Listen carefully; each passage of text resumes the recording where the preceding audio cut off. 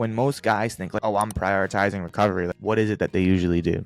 So I would say take days off. Hmm. I would say, or maybe afternoons off. Hmm. I would say, I guess, focus on getting 7, 8 hours of sleep is what I'd assume. Maybe stretching or working on flexibility and mobility. That's what I would assume. What do people usually do? I guess, what do people usually get wrong about recovery? A lot of those things are good points. The sleep and the days off are 100% the highest priorities that people should be doing. Most people are, well, I'm taking cold plunges. I'm hopping in the cold bath. Oh, I foam rolled a little bit today. Oh, I sat in the Right. sauna. I got a Yeah. massage, right?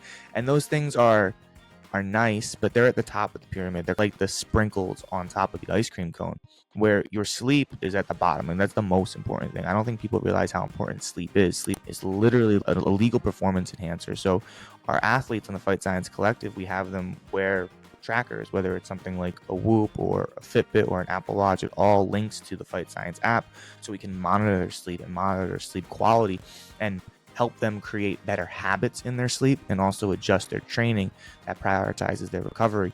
Once sleep is good, the next level up on the pyramid is your nutrition, right? You have to make sure that you're eating the right way.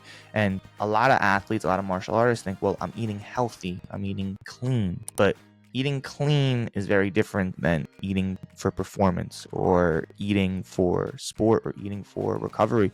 So a lot of guys will do like, well, I got my brown rice and my chicken and my broccoli, or I eat no carbs, or like I eat keto, and they're not really fueling themselves for success. So we help, that's the nutrition code side of things on the Fight Science operating system, but we help athletes figure out how much to eat. We give them recipes and grocery lists. So they're educated and actually fueling themselves. It's crazy. Our guys eat more food than they ever had in their entire careers and make weight easier than they ever had in their entire careers because they're fueling themselves properly. Then the next level up on the pyramid is your training, right? How are you structuring your training? We talked earlier about no days off. It's a very common thought process for a lot of martial artists. A lot of martial artists, especially fighters, are anxiety driven, right? My opponent's working harder than me. I'm slacking. If I don't kill myself, I'm not giving it my all. And this is great for mindset to a degree, but then it leads to injury and burnout. To me, it takes more confidence and it takes more belief in self to have strategic off days, to have high, low, and medium days throughout the week. I was actually just watching a video about Justin Gaethje's training last night, and he was talking about how his coach is talking about how weeks 4 and week 7 are light weeks where they still train, but they're not doing anything crazy, not doing anything intense.